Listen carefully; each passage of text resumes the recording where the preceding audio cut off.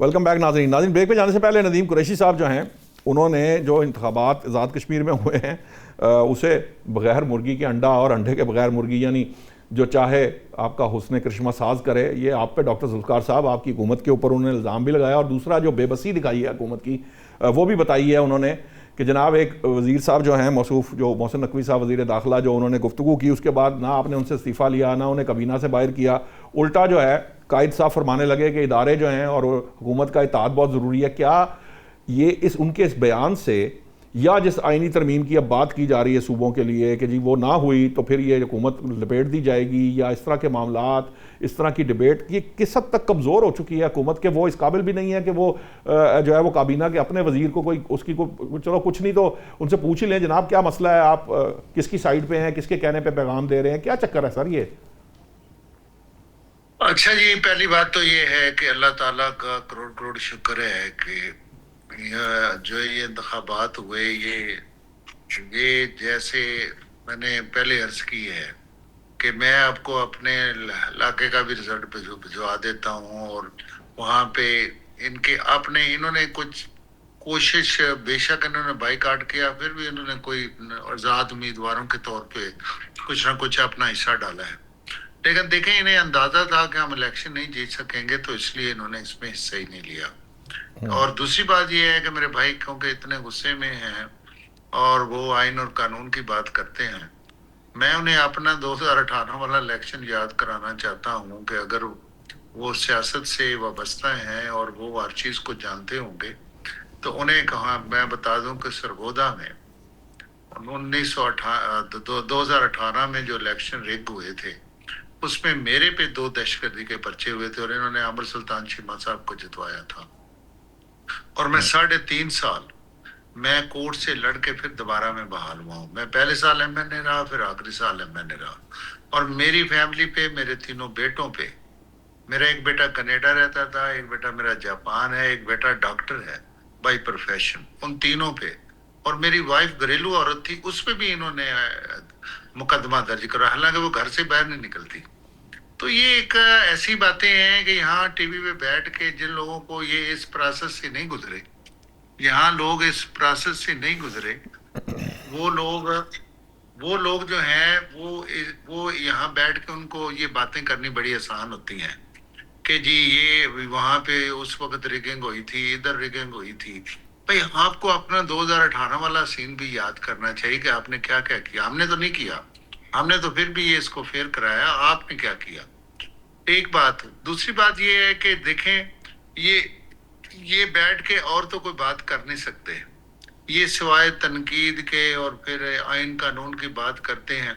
इनके तो लीडर कहा करते थे मैं नवाज शरीफ साहब का एसी उतारूंगा, हालांकि देखें ना प्राइम मिनिस्टर लेवल पे जाके दूसरे कंट्रीज में तकरीरें फरमाते थे।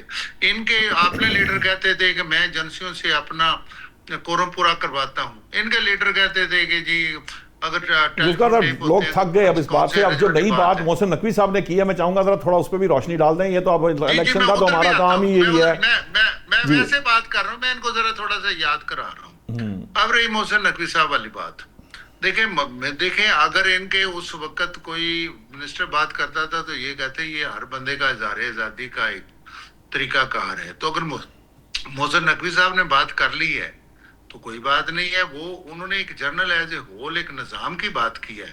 तो क्या इसमें कोई झूठ है कि ये निज़ाम जब से चला है अदालतें अपना रोल अदा कर रही, पूरा सिस्टम जो है वो आहिस्ता आहिस्ता अपने उस सिस्टम की तरफ गया है।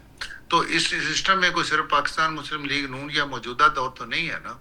आप जब से पाकिस्तान बना है आपके सामने है सारी पिक्चर, आपके सामने है कि अगर आप देखें यहाँ पे एस्टेब्लिशमेंट ने क्या किया, यहाँ पे कोर्ट्स ने क्या किया, पॉलिटिशियन ने खुद क्या किया, कोई तबका ऐसा है, आपकी ब्यूरोक्रेसी ने क्या किया, आपके मीडिया ने क्या किया। मैं कहता हूँ सबको, अगर आप सारे जो स्टेक होल्डर हैं आप सब स्टेक होल्डर्स को दें तो कोई भी नहीं बचता। ये तो ऐसी शर्म एक दूसरे पे हमने गंद उछालने वाली बात है ना। अगर हम इस निजाम को लें तो हम सब में गलतियां हैं और हम सब ने माजी में गलतियां की हैं। हमें अभी इसका हल ये नहीं है, इसका हल ये है कि हम उस मामलात को छोड़ें, आगे हम पाकिस्तान की तरफ देखें, हम एक देखें आप आपस में बैठ के इस मुल्क को लेके आगे चलें, ताकि ठीक जो जो लोग बेचारे यहाँ की गरीब अवाम है या यहाँ के अवाम है वो ठीक। पिस गए हैं। हम और आप तो यहाँ टीवी पे बैठ के बहस करके एसी कमरों में चले जाते हैं, लेकिन उन लोगों का क्या बनता है? वो हमने जिनकी राय को भी डिवाइडेड कर दिया, जिनके राइट्स को ठीक भी है, हम ठीक है नहीं डॉक्टर साहब, आपका लेते। पॉइंट आ गया। मैं अमजद साहब, ये जो अब बात है, इल्जाम तो लगाते हैं इलेक्शन का, ये हमारा तो बिल्कुल वतीरा है ना, मतलब ये अंदाज ये है, कभी शायद होगा कि हारने वाली जमात ने जो है ना वो किया हो। ये गिलगित बल्तिस्तान में हमने देखा, प्राइम मिनिस्टर ने मुबारक दी थी, अदरवाइज तो ये मुमकिन ही नहीं है, ये हमने देखा ही नहीं किसी इलेक्शन में।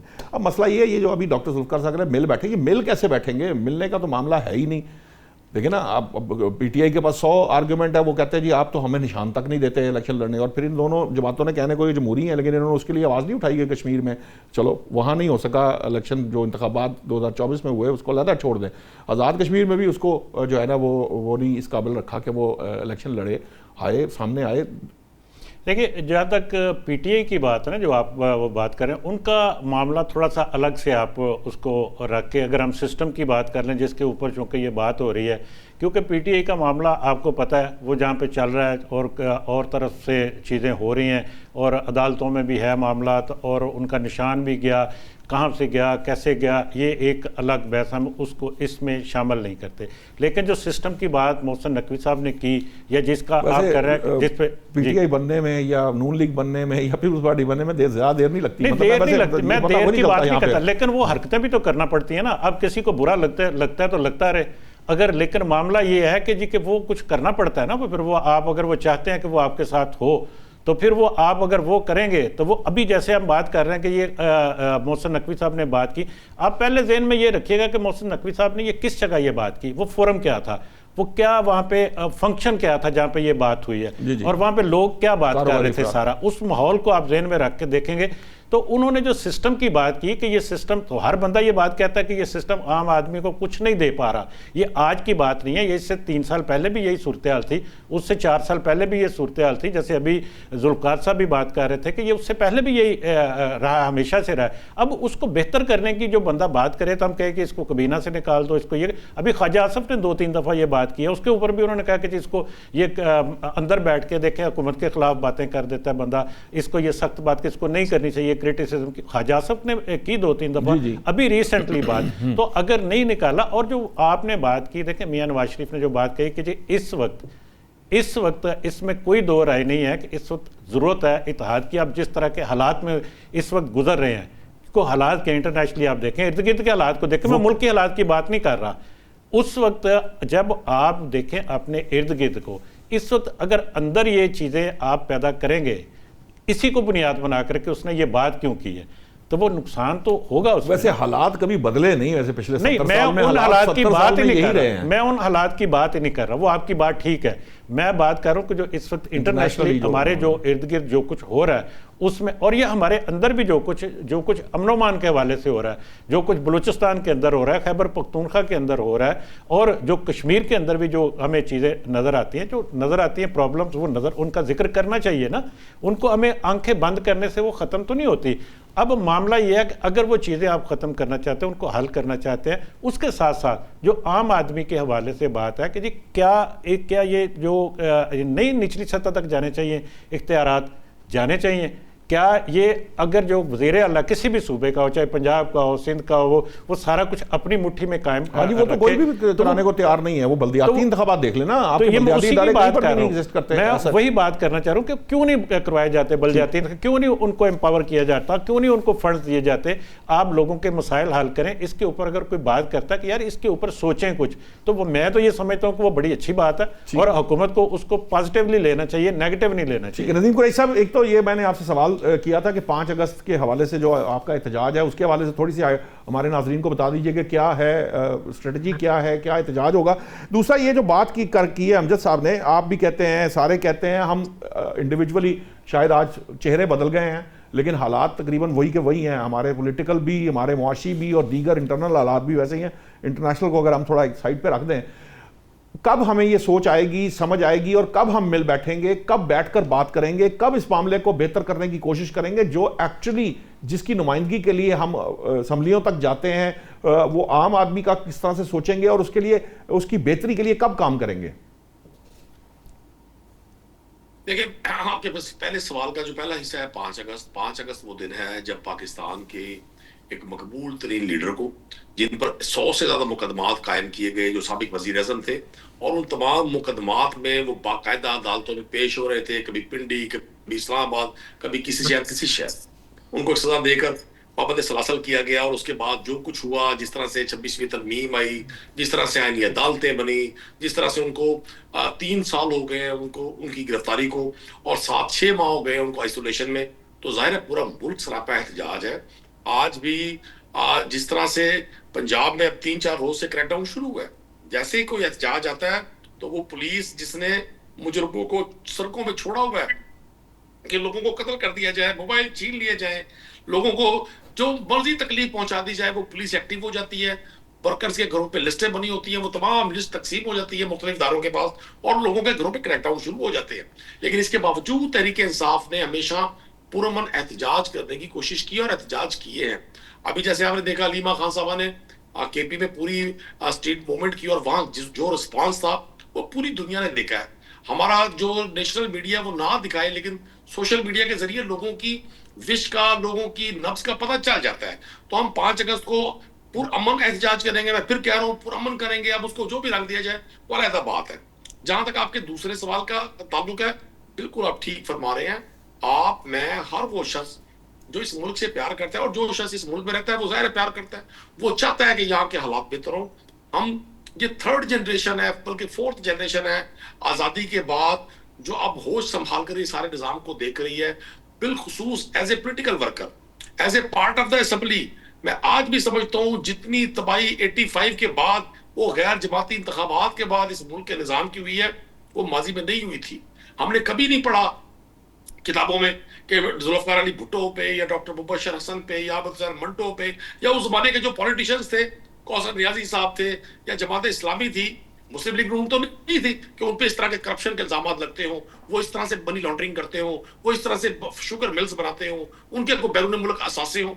ये सारी खराफात गैर जमाती इंतखाबात के बाद सामने आई, और इस वक्त तो अपनी पीक पर है। पाकिस्तान में जो पोलिटिकल पार्टीज हैं, बदनसीबी से वहां किसी नोयत का कोई जमहूरी निजाम नहीं है, ना वहां जमहूरी सिस्टम है। 2-3-4 खानदान है, वो अपनी अपनी पोलिटिकल पार्टीज को कंपनीज की तरह चला रहे हैं।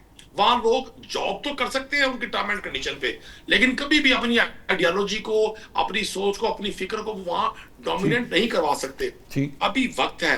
पाकिस्तान 25 करोड़ लोगों का मुल्क है।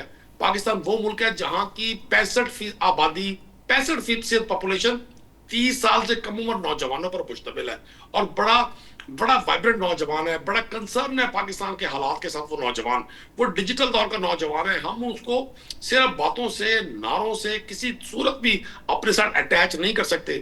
पीपल्स पार्टी और PMLN 2 बड़ी जमातें थी। आज आप देखें, ये हकीकत है। मेरा कोई जाती तासुब किसी जमात के साथ नहीं है। मैं भले तरीके इंसाफ को रिप्रेजेंट कर रहा हूं, लेकिन मैं मिडिल क्लास को रिप्रेजेंट करता हूं। मैं एक आम आदमी हूं। यकीन करें, ग्राउंड पे अब इन जमातों का नाम भी नहीं है। अगर बिलावल जरदारी इलेक्शन में लाहौर से और हुकूमती कैंपों पर हो, हवा भी उनकी साइड पर हो, तहरीक इंसाफ को बुलडोज कर दिया जाए, ना झंडा, ना कैंडिडेट, ना जलसा, और बिलावल जरदारी साहब को 13,000 वोट मिले तमाम तब, उसके बावजूद, सपोर्ट के बावजूद। तो ये अलमिया और ये PMLN का हाल है।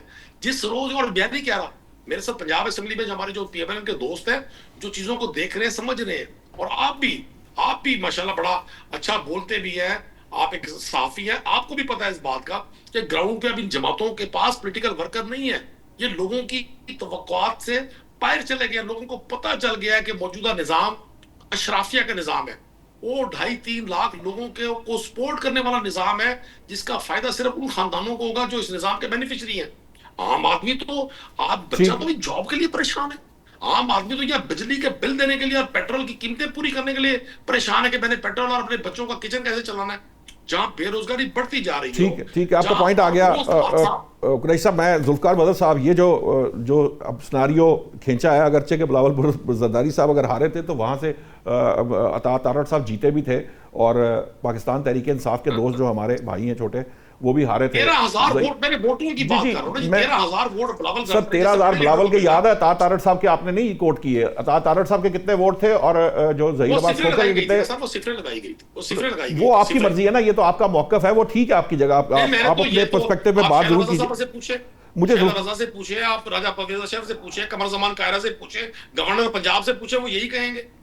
सर 2018 के बारे में भी सारी बातें उनसे पूछेंगे तो वो वही कुछ कहेंगे जो बाकी लोग कहते हैं। ठहर जाएं जरा, मुझे बदर साहब अब मामला क्या है? मामला ये है कि ये ठीक है, जो भी थीसिस है पीटीआई का या नदीम कुरैशी साहब का, अपनी जगह वो ठीक है, काबिल एहतराम है जो समझते हैं। मसला ये है कि ये जिसकी बात वो कर रहे हैं 65% यूथ की, आपको याद होगा मोहसिन नकवी साहब ने भी कॉकरोच का हवाला देते हुए बात की थी और वो किसी वजह से की थी। ये जो अब यूथ है इसको कैसे, जो पार्टीज हैं, क्योंकि आप लोग तो लड़ने भड़ने में रहते हैं हर वक्त, ये जिस तरह के आप मैं भी अगर ये देख रहा हूँ, ये सारे इल्ज़ाम आज इसी प्रोग्राम में देख लीजिए कितने इल्ज़ाम एक दूसरे पर लगा दिए गए।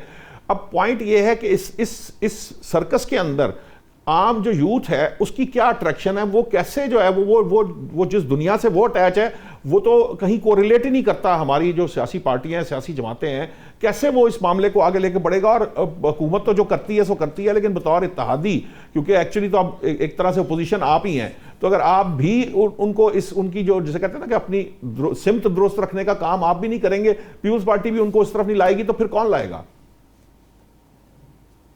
नुशाद साहब, बड़ा ही पर्टिनेंट सवाल है आपका। देखें, एक तो यूथ जो इतनी बड़े साइज की है, 60-65%, 67% के करीब अंडर द एज ऑफ 40, एक तो उनका आइडेंटिटी क्राइसिस है, कोई मेंटोर करने वाला नहीं, कोई डेवलप करने वाला नहीं। अनफॉर्चुनेटली हमारी पार्टी समेत दीगर तमाम पार्टियों ने भी, पॉलिटिकल पार्टीज का कोई यूथ का एजेंडा नहीं है कि यूथ को कोई मेंटोर कर सकें, कोई चीजें कर सकें। और हमारी तमाम पॉलिटिकल पार्टीज के अंदर, मैं अपनी खाली पार्टी की बात नहीं कर रहा, तमाम ऐसे कार्टल्स और माफियाज और प्रॉपर्टी डीलर्स आ गए हुए हैं जो कि shortcut, they are looking for a shortcut. Grass root पे मिडिल क्लास का कोई बंदा जो एक ड्यू प्रोसेस ऑफ पॉलिटिसाइजेशन है वो बंद करके ऊपर आना चाहे, वो आ ही नहीं सकता, क्योंकि प्रॉपर्टी डीलर्स का इतना ज्यादा पैसे खर्च कर देना वो आपको बिल्कुल प्रोसेस से आउट कर देता, क्योंकि एक आम आदमी इतना पैसा ना उसके पास है ना वो खर्च कर सकता है। और बिलावल भुट्टो जरदारी साहब भी उसी का शिकार हुए लाहौर के अंदर, कि उनके लेफ्ट राइट जितने लोग इलेक्शन लड़ रहे थे, उनके नीचे एमपीए लड़ रहे थे, चाहे वो पीपल्स पार्टी के अगेंस्ट पीएमएलएन के थे या पीटीआई के थे, वो सारे प्रॉपर्टी डीलर्स थे। और उन प्रॉपर्टी डीलर्स ने ऐसा चीजों को मनूवर किया कि तारड़ साहब के भी और बाकियों के भी जीरो उठा के, बिलावल साहब के जीरो उठा के दूसरों को लगा दिए। तो आप वो इलेक्शन जीत नहीं सकते। यहाँ पे तो कायदे आजम भी आ जाए, फातिमा जिन्ना साहिबा को इलेक्शन हरा दिया गया। तो हम इस इलेक्शन को अगर 1990 से लेके 2024 तक देखें तो कोई आम आदमी, कोई पॉलिटिकल लीडर, कोई नॉर्मल आदमी जो पॉलिटिकल वर्कर है, वो इस मुल्क में इलेक्शन जीत ही नहीं सकता अगर आप रेगुलर इलेक्शन कैंपेन करके करें, अनलेस एंड अनटिल आप जो इलेक्शन करवा रहे हैं उनके साथ आपका मामला तय ना हुआ हो, आपका आरओ ना हो। 2013 के इलेक्शन में जैसे आरओ का इलेक्शन था। हमें जो करने की जरूरत है वो इस टाइम पे एक ग्रैंड एजेंडा बनाने की जरूरत है, जिसके अंदर short term, mid term, long term agenda हो। तमाम पॉलिटिकल पार्टीज, पॉलिटिकल फोर्सेस, तमाम stakeholders, civil society including establishment बैठ के पाकिस्तान के लिए इकोनॉमिक और पॉलिटिकल डेवलपमेंट के लिए, इसकी पॉलिटिकल हार्मनी के लिए आप सोचें कि इंटरनल और एक्सटर्नल इश्यूज को रिजॉल्व कैसे करना है। वरना ये तमाम मैं तो पहले भी एक बात करता रहा हूं कि तहरीक इंसाफ को अगर 2024 के इलेक्शन से या 2022 के तरीकाकार में कोई प्रॉब्लम था, हमें 2000 दीगर इलेक्शंस में और 2024 के इलेक्शन में, तो आपस में सारे पॉलिटिकल स्टेक होल्डर्स बैठ के इलेक्शंस का एक मामला तय कर लें कि ये चीजें होनी चाहिए और ये नहीं होनी चाहिए। लेकिन ये तो टेबल पे बैठना ही नहीं चाहते। इसी तरह अब आने वाले टाइम में आप देखें, ये जो पॉलिटिकल हार्मनी चल रही थी पार्लियामेंट के अंदर या पार्लियामेंट से बाहर, ये मजीद इसके अंदर जो है वो पोलराइजेशन बढ़ेगी और मामलात खराबी की तरफ जाएंगे। हमें तमाम पॉलिटिकल पार्टीज और उनकी लीडरशिप को इस टाइम पे पॉलिटिकल मेच्योरिटी का मुजाहरा करना है। ये चीजें मैनेज हो रही हैं, हुकूमतों को, इलेक्शंस को मनूवर किया जाता है, लेकिन हमें एक ग्रैंड एजेंडे की जरूरत है ताकि हम बैठ के एक ग्रैंड डायलॉग करें और इन तमाम मसाइल का हल निकालें। अगर हमारे बाद Indonesia, Malaysia, middle eastern countries हमारे से ज्यादा तरक्की कर सकती है, चाइना कर सकता है, तो हमारे अंदर तो बड़ा टैलेंट है, हम क्यों नहीं कर सकते? सर चाइना का ही तो मॉडल का मसला बना हुआ है, ये चाइना का मॉडल ही तो उससे तो इंस्पिरेशन है जिसने सिस्टम को चलने नहीं दे रही। डॉक्टर सुल्फ़कार साहब, टाइम मेरे पास कम होगा, मैं चाहूंगा शॉर्ट जवाब दीजिएगा, क्योंकि हुकूमत की ये जिम्मेदारी होती है कि वो इस तरह के एजेंडा इनिशिएट करती है। क्या आप तमाम सियासी जमातों को ऑन बोर्ड लेके उन मसाइल की तरफ जो आज हम इस प्रोग्राम में जो डिस्कस कर रहे हैं, चाहे वो यूथ है, चाहे आपका पॉलिटिकल सेटअप है, कब तक इस्टेब्लिशमेंट के तलवे चाट कर जो है वो हुकूमतें बनती रहेंगी, कब तक जो है वो इधर से मामलात उधर से मामलात, बैकडोर की बातें, कभी जो है वो ये अब ये देखिए जब बदर साहब ने बिल्कुल ओपनली सामने कह दिया कि जनाब जब तक जिन्होंने इलेक्शन तय करने हो उनसे मामलात सेट ना हो तो इलेक्शन जीत ही नहीं जा सकता। तो ये जो बातें हैं इनसे कब छुटकारा मिलेगा इस कौम को? कोई ऐसा एजेंडा, पॉलिटिकल एजेंडा बनाया जा सकता है? हुकूमत इसमें कोई इनिशिएटिव ले सकती है? नून लीग ही इनिशिएटिव ले सकती है? चले देखिए, मैं आपको यही बात जुल्फ़कार साहब में 2 मिनट में बात करूंगा। जुल्फ़कार साहब ने बड़ी इनके वालिद साहब हमारे दोस्त थे, बड़ी उन्होंने खूबसूरत बात की है।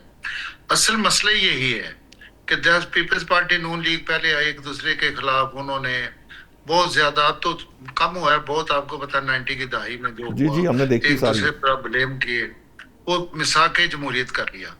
जब शहबाज साहब आए तो लीडर ऑफ द अपोजिशन थे, पीडीआई की हुकूमत आई तो हमने इनको मिसाक मईशत के लिए दावत दी, फिर जब वो वज़ीर आज़म बने फिर दोबारा दी। ये मसला तब हल होना है, ये वक्त गुजरते कुछ देर नहीं लगती है, 2.5 साल गुजर गए हैं, कोई 1 साल बाद फिर इलेक्शन शुरू हो जाने हैं। मैं पीटीआई के दोस्तों को ये कहूंगा और तमाम पॉलिटिकल पार्टीज की को आपस में मिलकर बैठना चाहिए और एक ऐसा शफाफ किस्म का इलेक्शन का निज़ाम बनाना चाहिए ताकि कल किसी पार्टी को ये शिकायत ही ना हो। और फिर जितने हमारे ये इश्यूज हैं जो कौमी लेवल के हैं, सिर्फ आप मुल्क की मईशत के बारे में, मुल्क की सलामती के बारे में और इलेक्शन के बारे में 3 पॉइंट्स पे ही आप इत्तेफाक करके इस मुल्क को आगे चला लें, ठीक है तो ये अल्लाह ताला बेहतरी करेगा। ठीक है डॉक्टर साहब, आपसे हमजा साहब शॉर्ट क्वेश्चन, क्या पॉलिटिकल पार्टीज ये चाहती हैं कि इलेक्शन का कोई निज़ाम शफाफ हो? क्या वो बनने देंगी? देखिए मुश्किल है, बहुत मुश्किल है, क्योंकि उसकी वजह यह है कि वो हर पार्टी इक़्तिदार में आना चाहती है और उसके लिए जो रूट इस्तेमाल करते हैं उसमें तो शफाफियत है ही नहीं। उसमें जब तक आप वो बिहाइंड द सीन कुछ ना कुछ नहीं करेंगे उस वक्त तक आप इलेक्शन नहीं जीते। ये चाहिए ये कि अपने आप को अवाम के सामने रखें, अपनी कारकर्दगी को अवाम के सामने रखें और फिर आप जाएं अवाम के पास और उनके वोटों से जीतें, ठीक तो फिर ये सिस्टम ठीक हो सकता है, अदरवाइज मुश्किल है, बहुत मुश्किल है। ठीक है, अमजद इकबाल साहब आपका बहुत शुक्रिया, नदीम कुरैशी साहब, डॉक्टर जुल्फ़कार साहब, जुल्फ़कार बदर साहब, आप सब तमाम लोगों का शुक्रिया। नाज़रीन, 2 अहम पॉइंट हैं, पहला कि वोट कारकर्दगी की बुनियाद पर मिलना चाहिए और दूसरा जो मामला है कि एक्चुअली जो इलेक्शंस हैं, ये जो पॉलिटिकल पार्टीज़ हैं, इनको पहले ये इलेक्शन का सिस्टम तय करना पड़ेगा, जो कि बज़ाहिर हमें लगता है कि वो तय नहीं करेंगे जब तक ये इक़्तिदार की सियासत से निकल कर असूलों की सियासत शुरू नहीं करेंगी हमारी सियासी जमातें, तब तक ये उसी तरह से चलती रहेंगी जिस तरह से ये आज चल रही हैं। और अगर इसी तरह से चलती रहेंगी तो जो बात कही गई है कि आज की जो यूथ है वो समहाउ कहीं अपने इस सारे सिस्टम में अपने आप को एसोसिएट नहीं कर पा रही, तो अल्टीमेटली उनका स्टेक भी इसके अंदर शामिल नहीं है। उनका स्टेक भी शामिल करना ज़रूरी है, जिसके लिए बल्दियाती इंतखाबात जो हैं वो एक बहुत अच्छा टूल साबित हो सकता है। अगर इस मुल्क में बल्दियाती इंतखाबात करा के जो इक़्तिदार है और जो इख्तियार है ये ग्रास रूट लेवल तक मुंतकिल किया जाए तो कुछ हद तक बेहतरी आ सकती है। और उसके बाद जो असूलों की सियासत है और कारकर्दगी की बुनियाद पर वोट है, ये वो मामला है जिसे अगर प्रैक्टिस किया जाए तो आने वाले जैसे कह लीजिए कुछ दिहाइयों के अंदर हम ट्रैक पर दोबारा वापस आ सकते हैं और सिस्टम दोबारा से ठीक हो सकता है, वो सिस्टम जिसके बारे में कहा जा रहा है कि अब वो बिल्कुल ख़त्म हो गया। नाज़रीन, आज तक के लिए इतना ही, कल नए मौज़ूआत के साथ हाज़िर होंगे। अल्लाह निगहबान।